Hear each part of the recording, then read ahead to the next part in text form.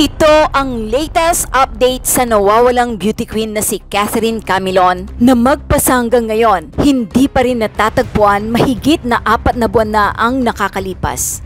Pinakawalan ni Senator Ronald Bato de la Rosa ang dating Police Major Alan De Castro. Nakakapasok pa lang sa kustudiya ng Senado noong isang araw dahil siya ang itinuturing na pangunahing suspect sa pagkawala ng beauty queen contestant na si Catherine Camilon. Ngunit nitong Huwebes, March 21, kinumpirma ni Senator Bato de la Rosa na wala na si Alan De Castro sa kanilang kustudiya.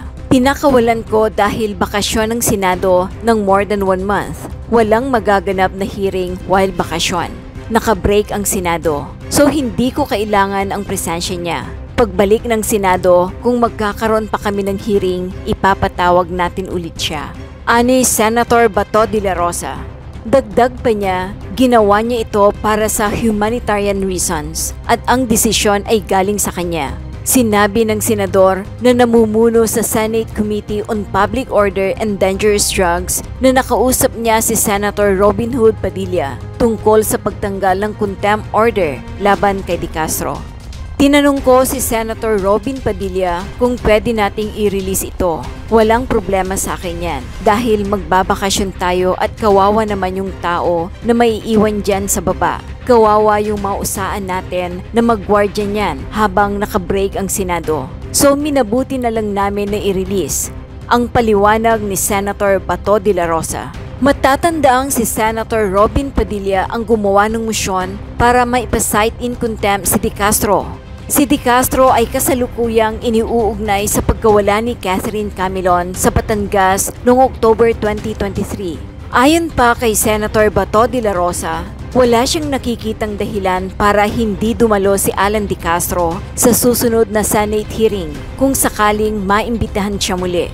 Matatandaang hindi nakadalo si De Castro sa pagdinig noong February 27 at nag-udyok ito sa pagpapalabas ng subpoena laban sa kanya at sa kanya umanong personal driver at bodyguard na si Jeffrey Magpantay. Subalit nito lamang nakalipas na Senate hearing, iginiit ni Alan De Castro na wala siyang relasyon kay Catherine Camilon sa kabila ng mga ebidensyang ipinakita ng pamilya at mga investigador ng nawawalang beauty queen contestant at guro. Nagdulot ito ng contempt order laban sa kanya. Sinabi rin ni Senator Bato de la Rosa na umiyak si Alan De Castro sa kanyang harapan nang dalawin siya nito. Iginiit daw ni Alan De Castro na hindi niya kasintahan si Catherine Camilon. Ayon sa pahayag ng kapatid ni Catherine na si Chingching Manguera Camilon, nalaman na lamang nila ang kanilang relasyon noong mawala ang kanyang kapatid. Bali, October 12 po nawala ang kapatid ko. October 13 ko po nalaman na magkasintahan sila. Nang dahil po doon sa kaibigan ng kapatid ko na nag-open po sa amin ng lahat. Ang paliwanag ni Chingching Camilon. Parehong ipinaliwanag ng National Bureau of Investigation or NBI at Philippine National Police or PNP sa pagdinig na magkarelasyon sina De Castro at Catherine. Base sa sinumpang affidavit ng malalapit na kaibigan, gayon din ang mga litrato ng dalawa na nagpapakita ng affection. Sinabi rin ni Senator Bato de la Rosa na kung may inilabas na warrant of arrest sa kanyang paglaya, hindi na nila ito mailalagay sa kanilang kustudiya. Personal na nagsorry at nagpakumbaba si Senator Ronald Bato de la Rosa kay Senator Raffy Tulfo matapos sabihing nainsulto siya sa inasal ng kapwa-senador. Kasunod yan ng pag-walkout ni Tulfo sa gitna ng pagdinig sa Senado. Ito ay para umano maiwasan ang anumang di pagkakaintindihan sa kapwa-senador. Narito ang buong panayam kay Senator Bato de la Rosa patungkol sa katatapos na Senate hearing. Committee on Public Order and Dangerous Drugs, si Senator Ronald Bato de la Rosa. Sen Bato, magandang umaga po sa inyo, si Johnson and Mary Joyce ulit sa Pintig ng Bayan. Kumusta ho kayo, Senator? Hi sir, good morning. Joyce, okay lang ba ako? Okay lang. Hi sir, kamusta po kayo? Yes. Okay lang, Joyce, okay lang. Okay, raraos natin to, walang mag-walkout ha? Huwag mo kami walkoutan sir ha? Walang magbababa ng telepono ha? O, ano ba nangyari kahapon? Senator Bato, may kinailangan mag-walkout? Oo, ano ba nangyari? Well, siguro no, mas maganda kung Senator Tulfo na tanungin nyo, anong rason niya sa bakit siya nag-walk out. Mahirap man ako magsabi para sa kanya. Sa But bagay. yun lang nangyari. Factual lang tayo. Nag-walk out siya sa hearing namin. Sige, dun ho muna tayo, dun sa naging pagdinig po ninyo, dun sa mga resource person na pawang mga pulis, ang inyong resource person, anong napiga ho ninyo sa kanila kahapon? Kahapon yun, medyo nawalan tayo ng gana dahil nga nag-walk out ang ating kasamahan, no? Medyo nawala yung ating momentum. But anyway, sinuspend pa naman natin yung hearing, no? Sinuspend natin at magkakaroon pa tayo ng another hearing para dyan. Basta ako lang, I was just trying to be fair. Kung may allegation man na binibaby ko daw yung mga pulis, ay records will show that sa buong history ng Philippine Senate, baka wala pa makatalo sa record ko kung itong unang call ko pala ito. This is my first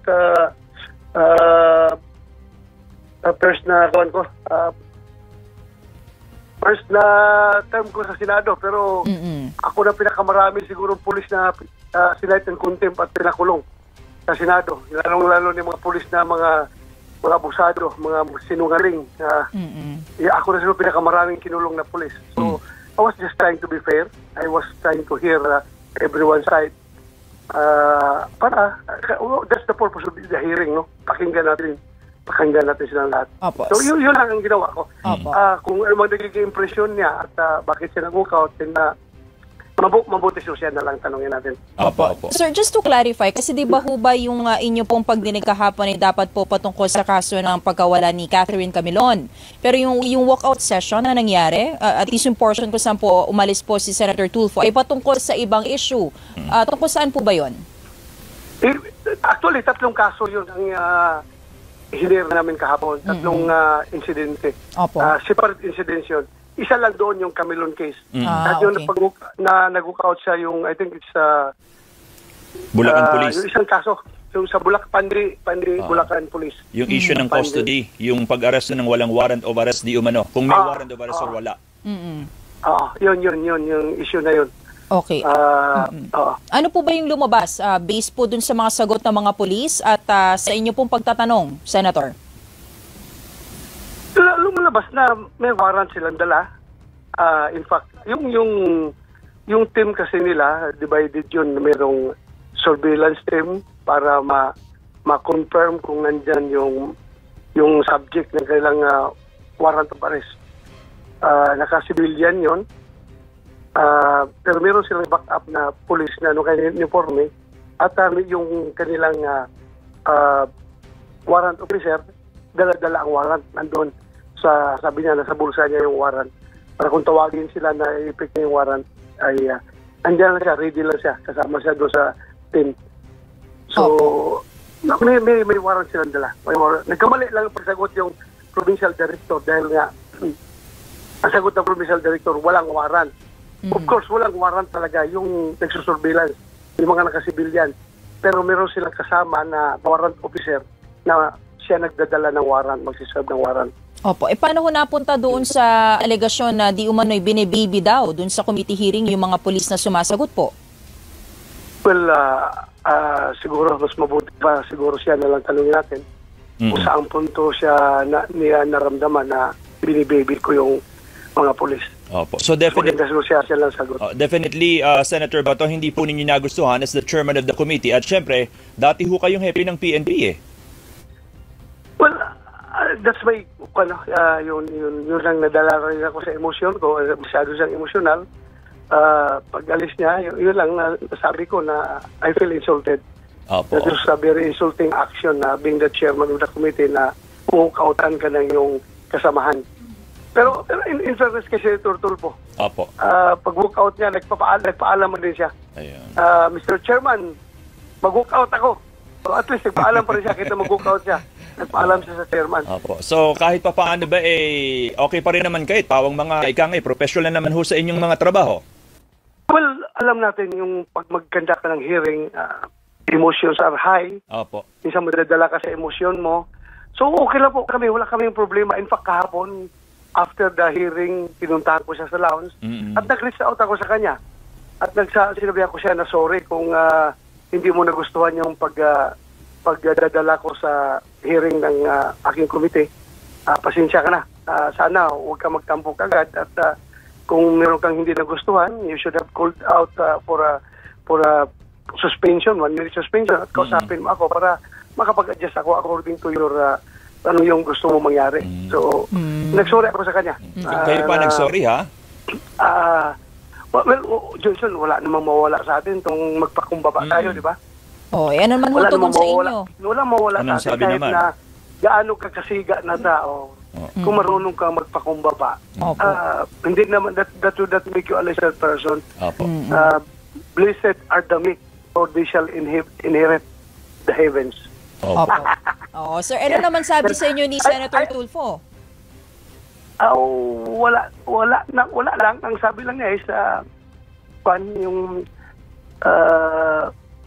nag-walkout siya dahil parang niloloko lang daw yung mga witnesses niya na dinala. So, niloloko. Parang ganon, niloloko. So, again, I did not take it as an offense from him dahil nga ayaw the worst that I can do is to pick a fight with my colleagues, no, dahil Oo naman. 24 lang kami na senador dyan. Araw-araw kami nakikita. Ang sama naman kung 24 lang kami, hindi pa kami magkatinginan na eye to eye dahil masama ang loob namin sa isa't isa.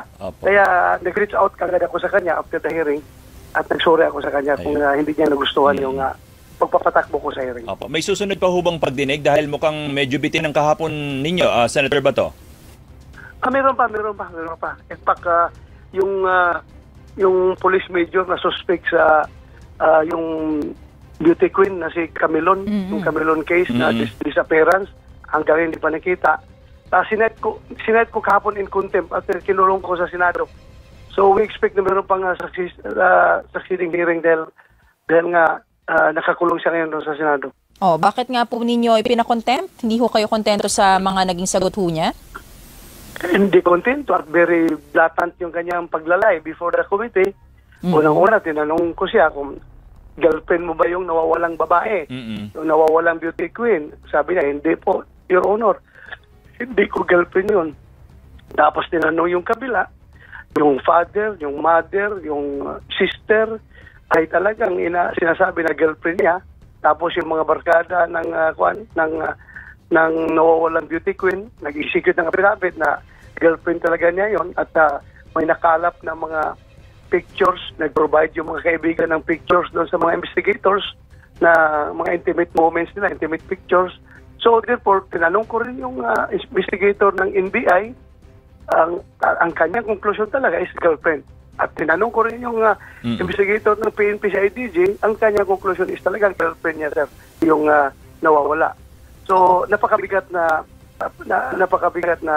lahat ng yung issue ay yung punto na nagko-confirm na girlfriend niya yung nawawalang beauty queen ay napakaraming testimonial evidence at saka yung meron pang physical evidence, yung mga pictures, lahat at saka yung conclusion mismo ng investigator, mga seasoned investigator yan, hindi yan very slim ang chance na magkakamali sa kanilang conclusion. Tapos wala naman siyang controverting evidence na present. Kasi sabi ko, you show cause why I cannot cite you in contempt. Ang sabi lang niya is, hindi ko talaga girlfriend yun, sir. Yun lang, kanyang personal statement lang niya, testimony lang niya. Wala siyang may presenta na ibang corroborating statements or corroborating evidence. So, sabi ko, I am not satisfied. This chair is not satisfied with your answers. Therefore, you're lying. You are lying before this committee. So, I would rule for the citing in contempt against the said person. Moved by Senator Robinol Padilla.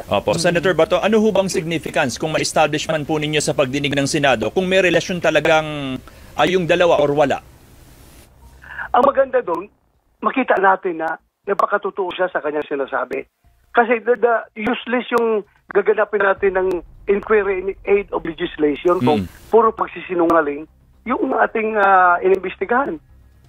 So marami tayong ma-unearth kung from the ma-establish na natin na girlfriend niya yun, then malaking bagay na yun to start with, to begin with, sa investigation.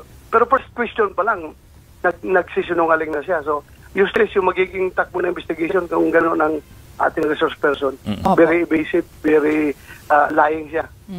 At nasa kustodiyan na po ninyo, diba? Sa Senado po si De Castro, ano yung dapat mangyari para ma-lift yung contempt order sa kanya, Senator?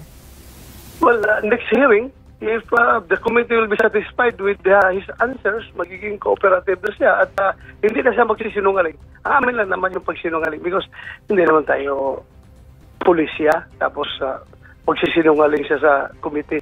That's very unbecoming of him. At saka, huwag niya kami lukuhin. Ako, retired police ako. Hindi niya ako pwede lukuhin.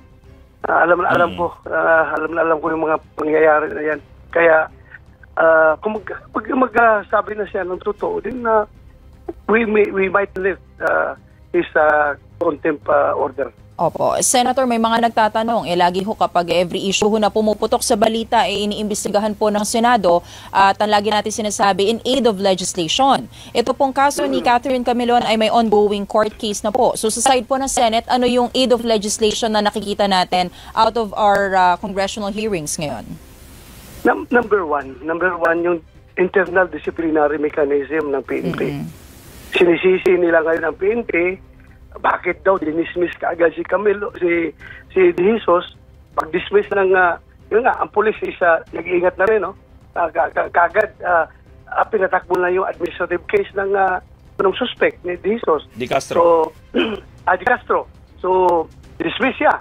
Nung siya na-dismiss, wala ng jurisdiction ng PNP over him. So, in the absence of a warrant of arrest, liable yung police for arbitrary detention kung papatuloy niya yung pagkulong kay De Castro. So, nirelease niya. So, yan ngayon ang mga traps na hanapan natin ng paraan through legislation na kung paano natin ma-address yung ganyan. Hindi na mahinto. Kaya hanapan natin ng paraan paano madisiplina itong mga police through legislation na mag-empower ng liderato ng kapulisan na madisiplina yung kanilang hanay.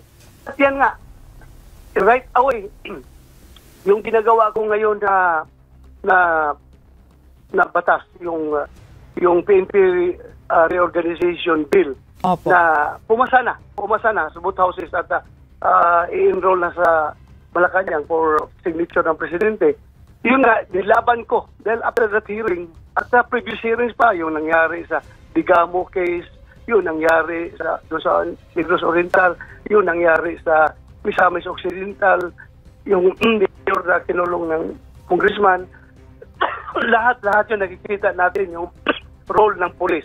Kung paano natin malilimit sana yung involvement ng police sa paggamit ng mga politiko na magamit yung police sa kanilang mga personal intentions, yung mga politiko na yan.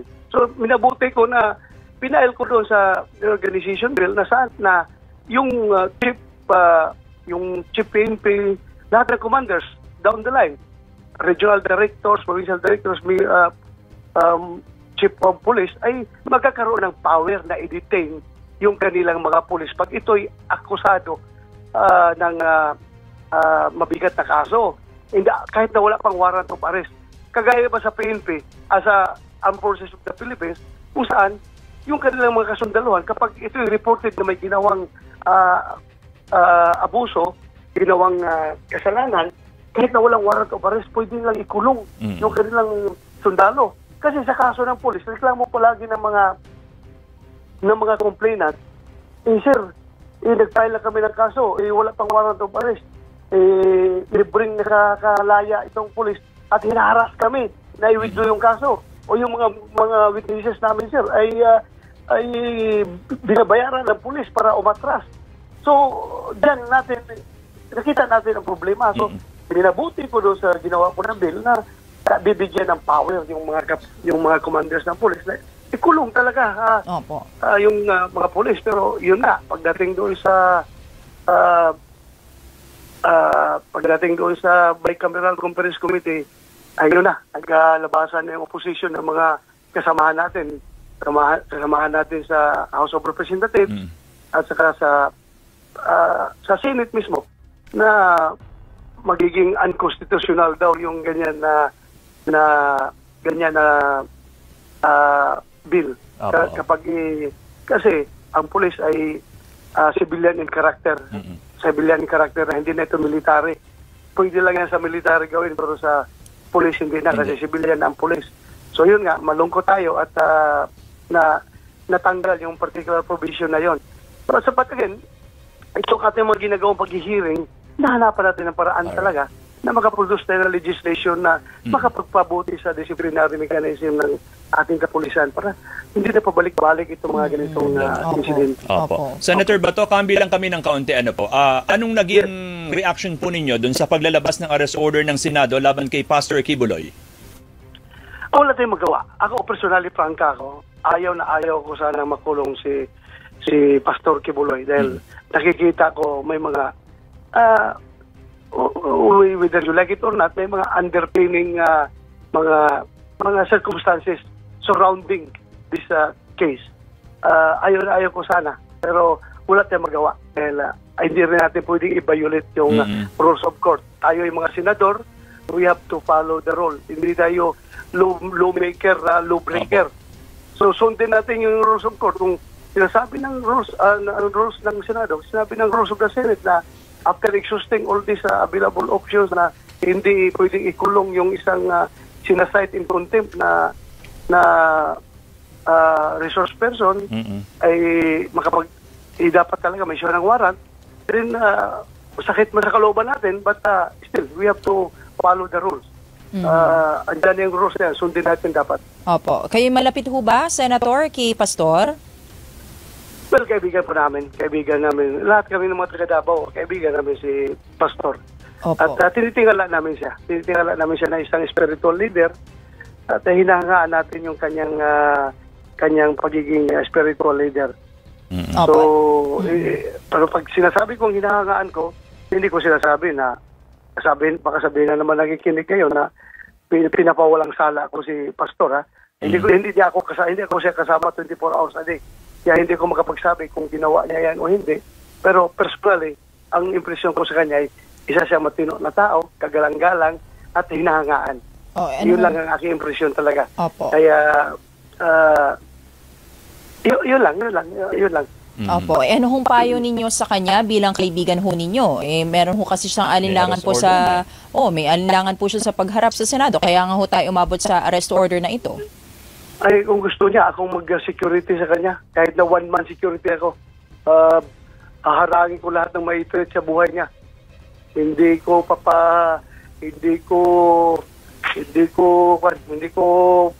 papalusutin kung sino man may threat sa kanyang buhay. Magbubuluntir ako, mag-security sa kanya. Kung mananaisin niya na umarap doon sa Senado, mas maganda sana. Pero yun lang, at the end of the day, the decision is coming from him and him alone. Senator, hindi ho ba nagkaroon ng pag-reach out sa inyo si Pastor Quiboloy para kay personal or magkausap kahit sa telepono man lang? Hindi naman. Yung mga kuwalang niya, yung mga tauhan niya, nag-text sa akin. Ganon, nag-text. Yung kanilang nagpapalabas yung kanilang pagkadismaya sa mga pangyayari. But then again, I told them na in-exhaust na ni Senate President lahat ng options na magkakaroon ng compromise, middle ground. Kasi hindi naman kami mas marami, no? Hindi kami majority, pero marami-rami pa rin kami na ayaw na maikulong si Pastor Quiboloy. Pero wala tayong magawa. We have to follow the rules. So, yun. Respetuhin na lang natin yung pag-issue ng Senate President ng warrant of arrest. Alright. Senator Bato, maraming salamat ho sa oras po ninyo at sa pagsagot sa aming mga tanong. Mag-iingat po kayo. Salamat Johnson at Joyce. Thank you. Senator Ronald Bato de la Rosa, siya po ang chairperson ng Senate Committee on Public Order. Mag-subscribe at i-click ang notification bell para sa mga susunod na video updates. Maraming salamat po.